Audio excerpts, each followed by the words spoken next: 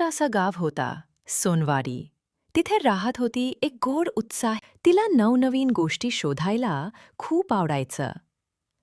एक दिवस आजीने तिला एक जुनी गोष्ट सांगितली.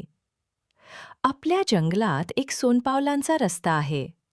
जो त्या रस्त्यावर चालतो त्याला आपले स्वप्न सापडते. गौरीच्या डोक्यात ती गोष्ट घर करून बसली. दुसऱ्या दिवशी सकाळीच ती पाण्याची बाटली, पोळीचा डब्बा घेऊन जंगलात निघाली. तिला वाटेवर एक चकाकती पिवळी प्रकाश दिसली, तसाच सोनपावलांसारखा. ती त्या रेषेच्या मागे चालू लागली. वाटेत तिला एक हरवलेलं उंदीर, रडणारा ससा आणि एक वाळलेला झाड सापडला. गौरीने सगळ्यांना मदत केली. उंदीरला वाट दाखवली, सशाला फळ दिलं, झाडाला पाणी टाकलं.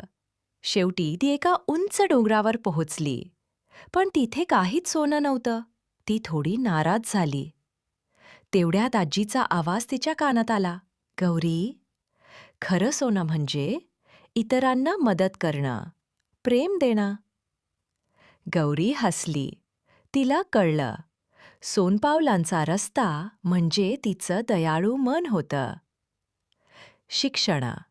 खरं सोनं बाहेर नसतं, ते आपल्या वागण्यात आणि कृतीत असतं.